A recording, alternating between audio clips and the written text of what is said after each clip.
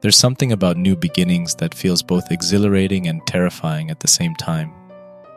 I had just moved to the city a few days ago, a decision driven more by professional ambition than anything else. It wasn't that I hated my old life. It was quiet, predictable, settled. Too settled, maybe. I'd been living in a small town on the outskirts of the city, a place where everyone knew everyone else's business.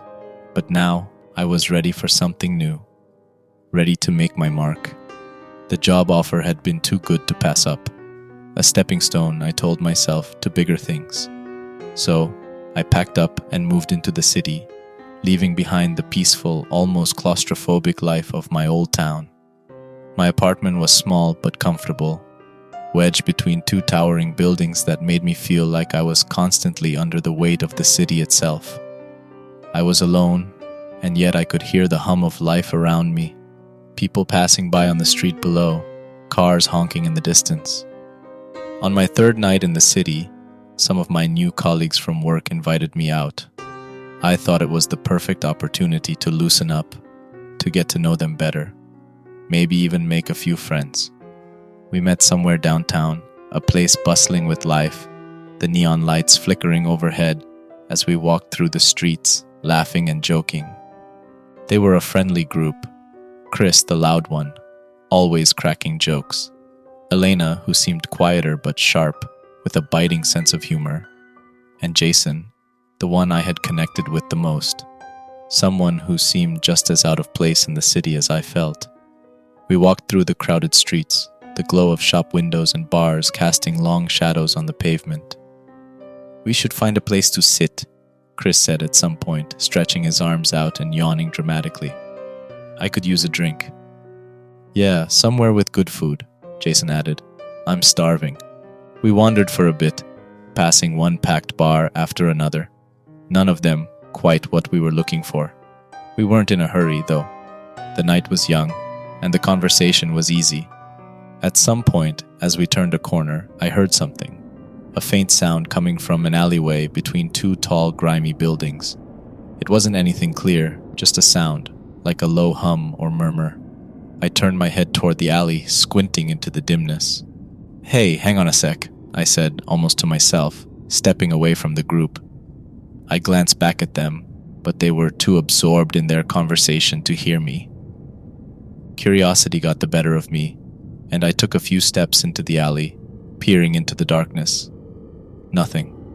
Just a narrow passage lined with dumpsters, the walls grimy and damp. But there was something about it that felt off, something that tugged at me. I kept walking, thinking I would just take a quick look, then head back to my friends.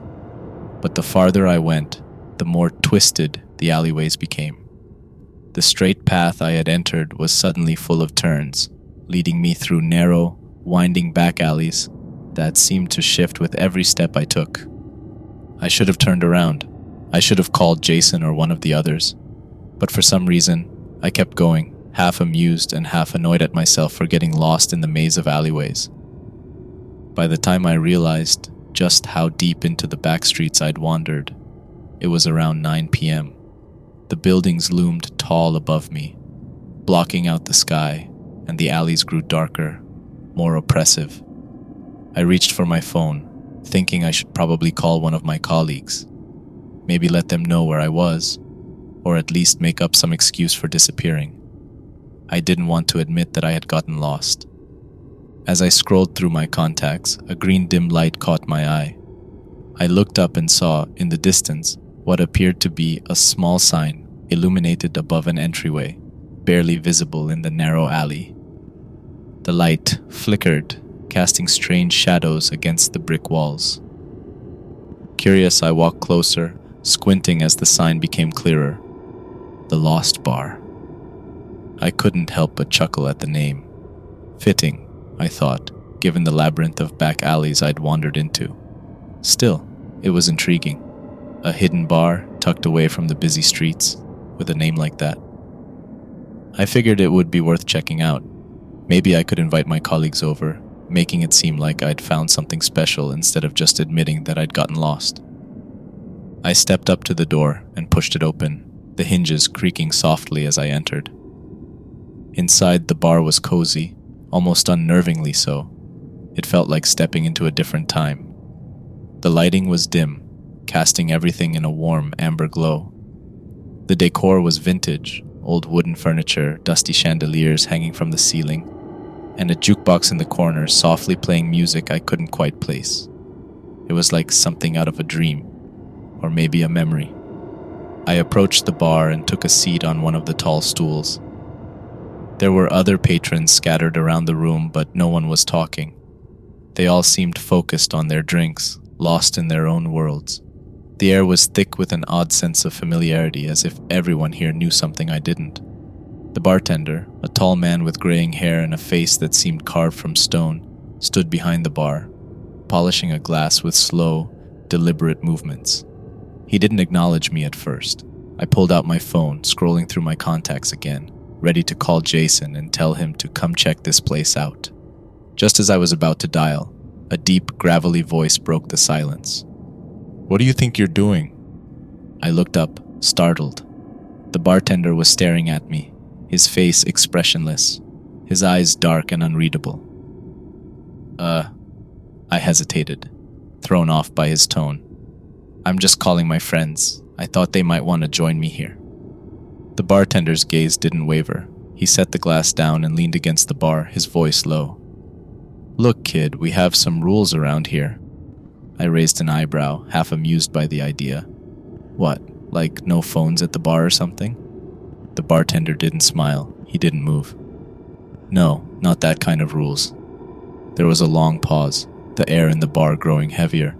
"First rule," the bartender said, his voice cutting through the silence like a knife. "You can't seek out the bar intentionally. It only appears when you're lost, physically or emotionally. If you tell anyone to find it, they never will." I waited for the punchline, expecting him to crack a smile, but his face remained completely serious. I couldn't help but laugh a little, trying to brush off the tension. "Right, got it. Sounds fitting." Ignoring him, I continued with my call, telling Jason about the bar. I described the place, the vintage decor, and the overall vibe, hoping to pique his interest. Jason, however, was confused. He said he'd never heard of any bar like that downtown, but told me they'd come meet me anyway.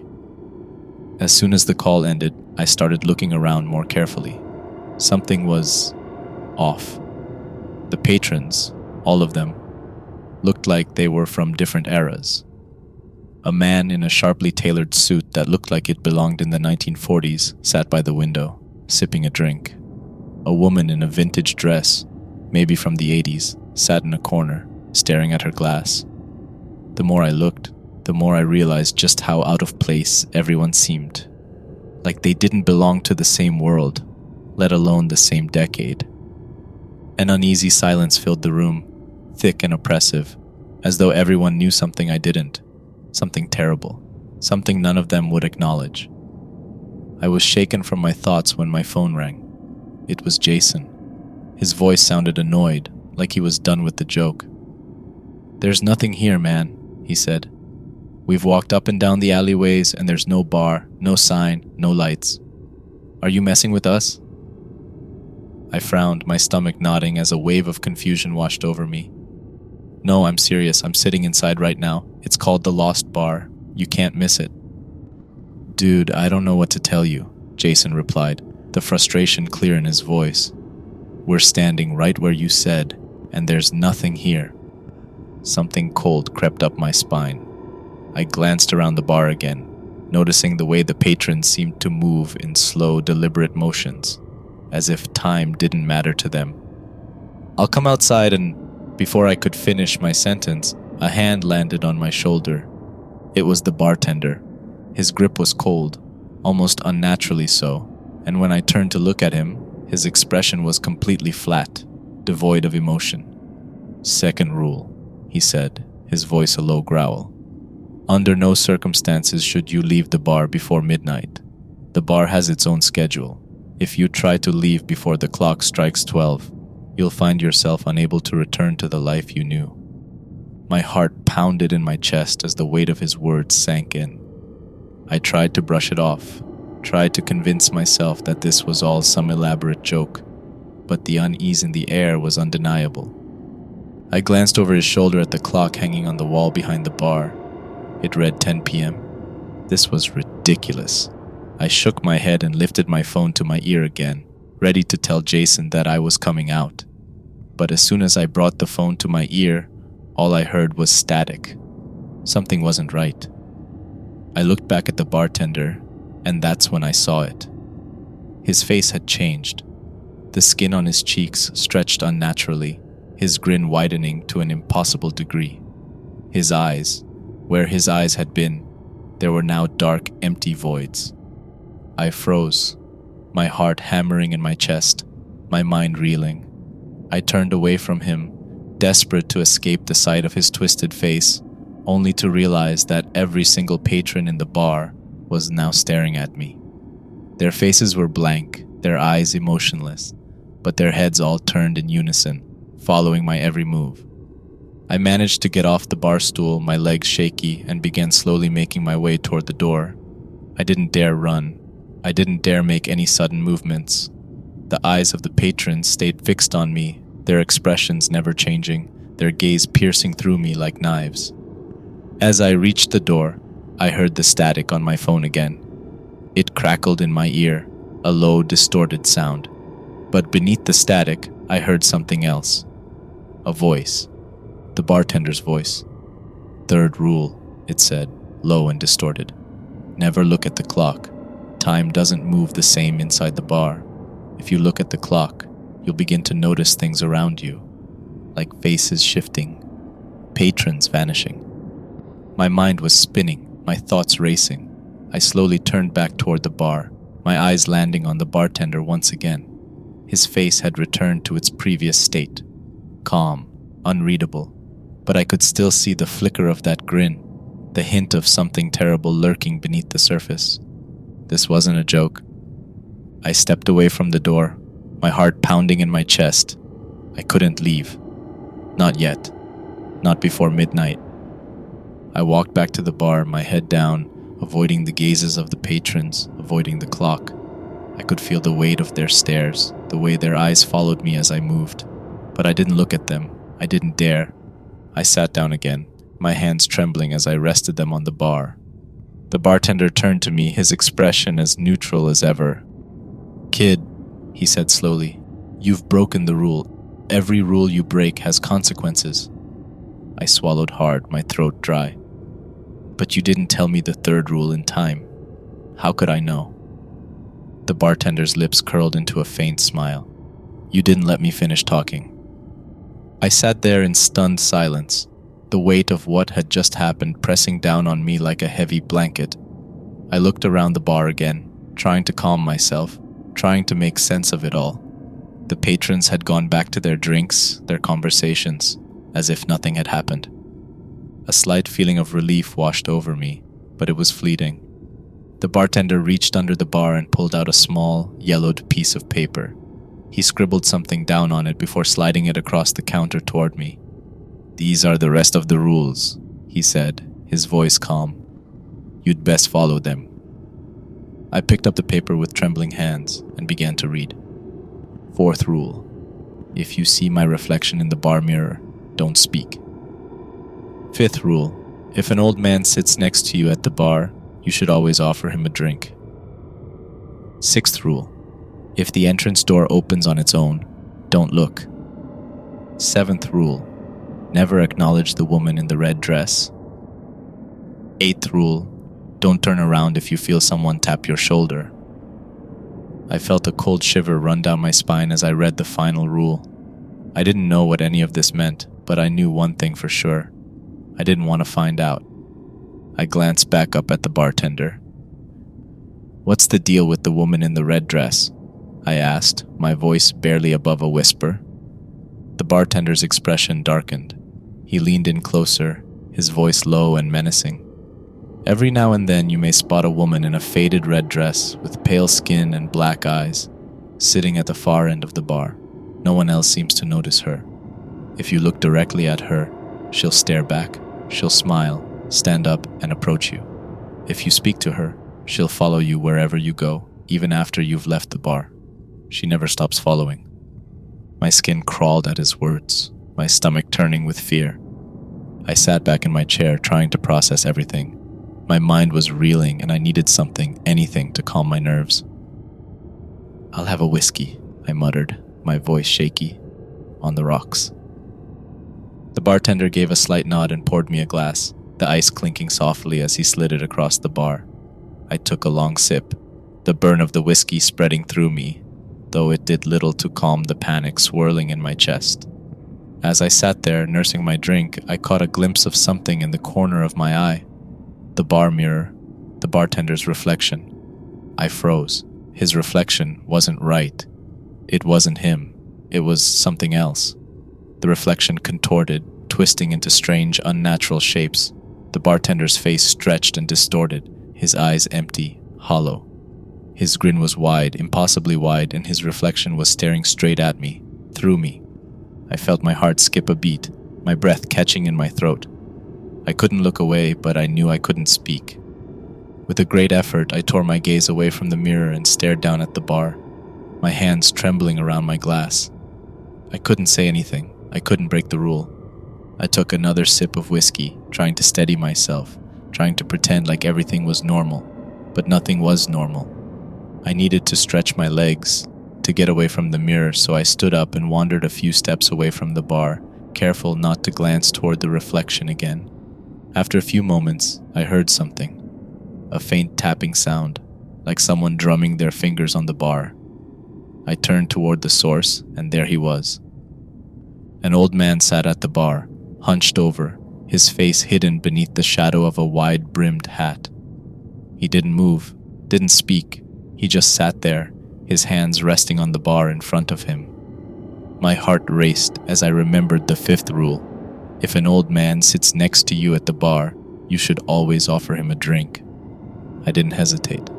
I rushed back to the bar, my mind screaming at me to obey the rule. "What would you like to drink?" I asked, my voice barely steady. The man didn't respond. He didn't move. For a long, agonizing moment, I thought I had done something wrong. But then, slowly, the old man turned his head toward me, revealing hollow black sockets where his eyes should have been. His mouth opened, but no words came out. Instead, I heard a distant, echoing scream, building in intensity until it filled the room.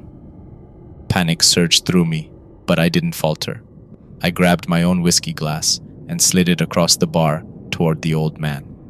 The scream stopped. The man turned back to face the bar, the black voids of his eyes staring straight ahead as if nothing had happened. I looked around the bar, but the other patrons hadn't reacted at all. They were still minding their own business, as if the old man and his scream had never existed. I couldn't take it anymore. I needed to leave. I turned toward the door, knowing that midnight was approaching, but unsure how much time I had left. I glanced at my phone, hoping to check the time, but the screen was black. It wouldn't turn on, no matter how many times I pressed the button. My heart pounded in my chest as I turned to the bartender. "What time is it?" I asked, my voice hoarse. The bartender's eyes locked onto mine, his expression unreadable. "Good," he said softly. "You followed the rule." He paused for a moment, then added, "It's 11:30 p.m. Relief flooded through me. Just 30 more minutes. I could make it. I could survive this. The clock on the wall continued to tick away in the background, its sound strangely muted, as if it was coming from somewhere far off, even though I knew it was just behind the bartender. 30 minutes, and then I could leave this nightmare behind me. I asked for another glass of whiskey, and the bartender obliged. I took a sip of my whiskey, trying to calm the trembling in my hands. The warmth of the alcohol did little to ease the knot of fear tightening in my chest. My eyes flickered toward the mirror behind the bar, but I quickly averted them. The reflection of the bartender, contorted and wrong, still burned in my memory. I glanced at the patrons around me. They were all still absorbed in their own worlds, their expressions distant, their movements slow and deliberate. It was like they were moving through water, stuck in some kind of suspended animation. But even now, None of them seemed to acknowledge my presence. None, except for the bartender. I drummed my fingers against the bar, forcing myself to breathe slowly, trying to keep my thoughts grounded. I needed to focus. I couldn't afford to break another rule. One more slip-up and I didn't know what would happen, but I knew it wouldn't be good. The bartender's voice echoed in my head. Every rule you break has consequences. My mind drifted back to the list he'd given me. The rules were burned into my brain, etched into my thoughts like a brand. Don't look at the clock. Don't speak if you see the bartender's reflection. Don't turn around if someone taps your shoulder. Never acknowledge the woman in the red dress. I exhaled shakily. 30 minutes. That was all. But then, out of the corner of my eye, I saw her. She sat at the far end of the bar, almost hidden in the shadows. Her dress was deep red, faded, like it had been washed too many times, its color dull in the dim light. Her skin was pale, almost ghostly, and her long black hair cascaded down her shoulders in soft waves. A chill crawled down my spine as I turned my gaze back to my drink, my heart pounding in my chest. I could feel her presence, like a weight pressing down on the room, thickening the air with an almost suffocating heaviness. My hands tightened around the glass as I tried to remind myself of the rule. Never acknowledge the woman in the red dress. I took a slow, deliberate breath, refusing to look back at her. I didn't dare turn my head even a fraction, but I could feel her staring at me. I didn't know how I knew. Maybe it was the way the atmosphere seemed to shift, the way the energy in the room changed. The silence became heavier, more oppressive, like the very air was holding its breath. I swallowed hard, my throat dry, my pulse quickening.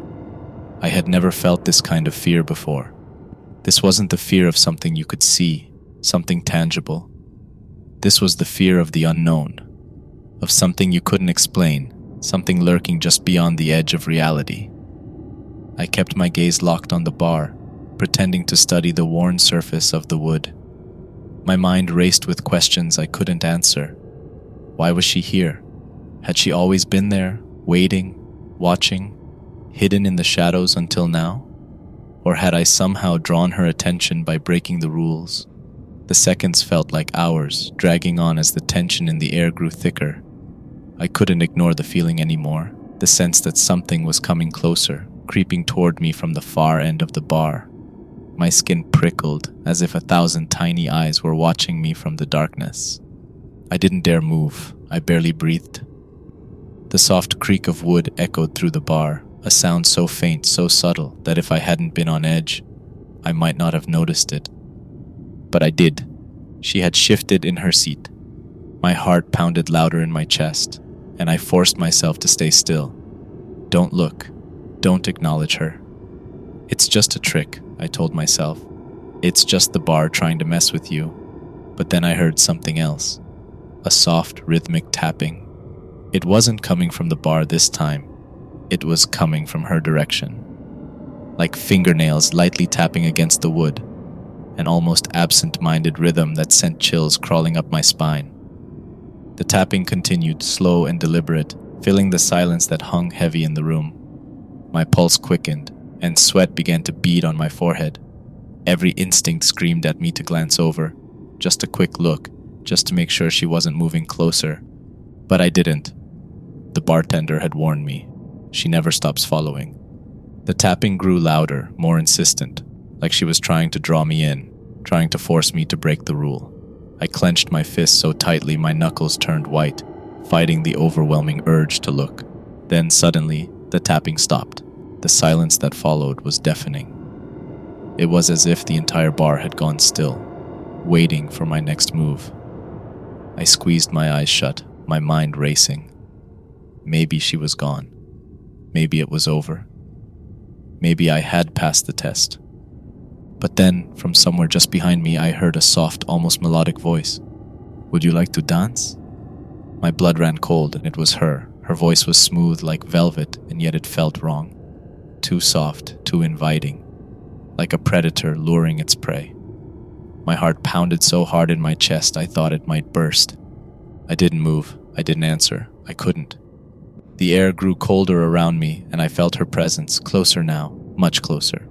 My skin crawled as I sensed her standing just a few feet behind me, waiting for me to acknowledge her, waiting for me to break the rule. Don't look, don't speak. My mind repeated the mantra over and over, clinging to it like a lifeline. I gripped the edge of the bar, my nails digging into the wood as I fought to keep my composure. "Would you like to dance?" she asked again, her voice softer this time, more intimate, like a whisper against my ear. I could feel her breath on the back of my neck, the cold, icy breath of something that wasn't human.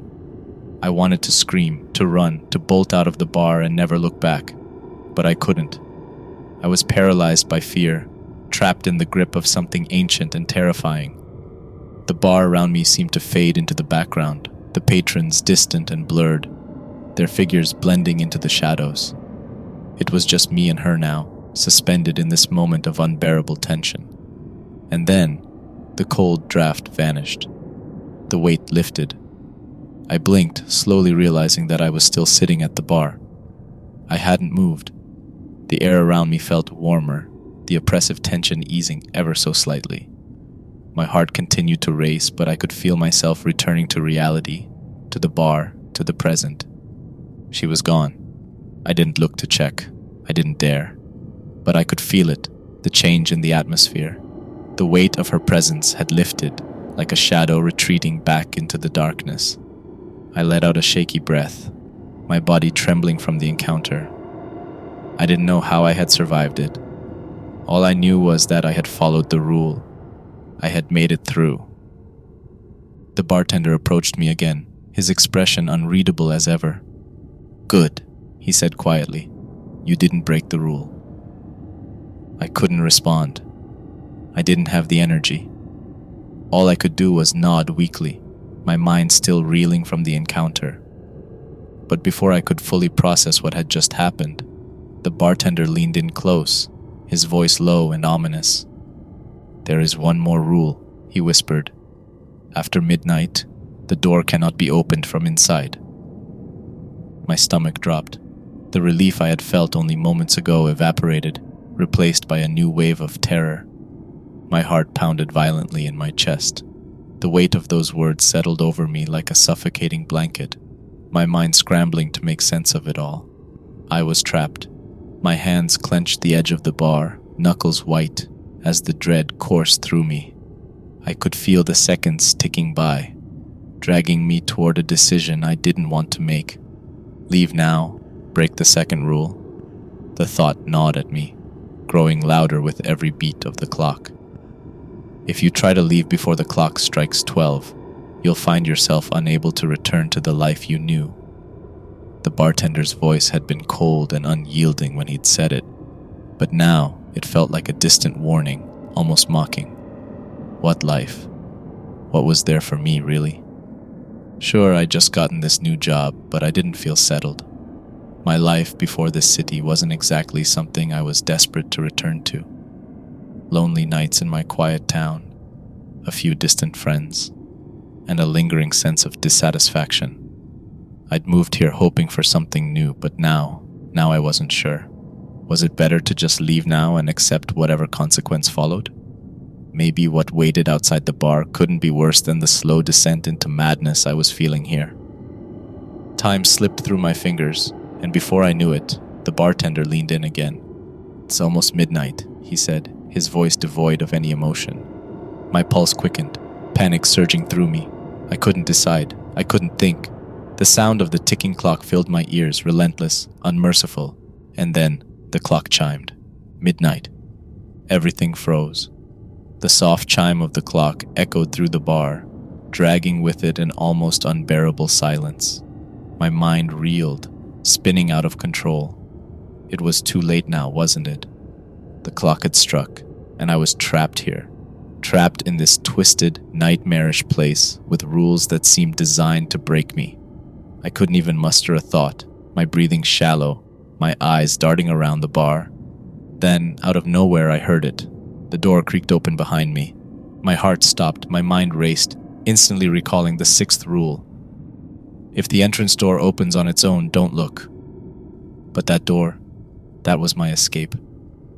The rules blurred in my mind, conflicting with my desperate need to leave. Who opened the door? How? The question echoed inside me, but the answer didn't matter. This was my chance. It had to be. A cold draft swept into the bar, chilling my skin. The air grew heavy, colder by the second. I could hear faint footsteps now, soft, deliberate, drawing closer. Each step seemed to reverberate inside my skull, as though the bar itself was amplifying the sound. And then, the faintest hint of breathing. Slow, steady, almost imperceptible. But there. Something was there. I squeezed my eyes shut, fighting the primal urge to look behind me. Don't look, don't look. The cold grew more intense, creeping up my spine, as if a presence was looming right over my shoulder. I could feel it, standing just inches away, watching me. My legs trembled as I slowly slid off the bar stool. I had to move, had to get out before it was too late.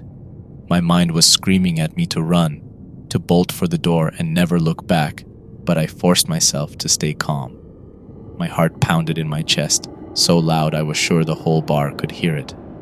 Then, I felt it, a light tap on my shoulder.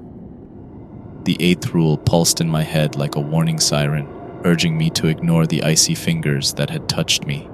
My heart was racing, my palms clammy as I took a hesitant step toward the open door. The cold draft beckoned me, pulling me toward the exit, and yet, the air felt thick, weighted down by the presence that was still just behind me. I couldn't look. I couldn't acknowledge it. The rules were all I had now. I took another step. The cold draft intensified, freezing my breath as it came out in shaky gasps. My feet felt heavy, like I was dragging them through a thick fog. The footsteps behind me grew louder, closer, the presence pressing down on me with every step I took toward the door. The tap on the shoulder came again, firmer this time. I swallowed hard, my vision swimming, but I didn't dare turn around. I kept my gaze locked ahead, my hands trembling as I reached for the doorframe. I was so close. The cold wind was biting at my skin, the escape tantalizingly within reach. But there was something else now, a faint whisper just behind me, so close it was almost like it was inside my head. Stay. I squeezed my eyes shut, fighting the overwhelming urge to listen, to turn and face whatever it was that lurked behind me. But I knew I couldn't. I had to leave. This was my only chance. I forced myself to take another step, my heart hammering in my chest. I reached the doorway, the cold air hitting me like a slap to the face. The footsteps behind me grew louder, and I could feel the presence almost breathing down my neck now. But I didn't stop. I took one last step and crossed the threshold. And then, silence. The cold disappeared in an instant. The suffocating weight lifted from my shoulders. My breath came out in short, ragged gasps as I stumbled forward, out of the bar and into the night. I blinked, disoriented, the darkness of the alley surrounding me. I was outside, but when I turned, there was nothing there. No sign of the door, no green light illuminating the alleyway. It was gone, like it had never existed. I stood there, my legs trembling, my body still shaking from the adrenaline coursing through my veins. I checked my phone, my hands still shaking slightly. The screen lit up without issue now, the clock reading almost 5 a.m. Morning was approaching and it was over. I exhaled a long, shaky breath, half expecting to hear the sound of footsteps or the faint echo of the bartender's voice. But there was nothing, just the quiet hum of the city, the distant sound of traffic in the early hours of the morning. I took a few steps down the alleyway, glancing over my shoulder one last time. The alley was empty, just dark walls and shadows. But deep down, I couldn't shake the feeling that something or someone was still watching. With one last glance at the empty space where the bar had been, I turned and walked into the night, the cold morning air biting at my skin. I didn't look back again. I escaped.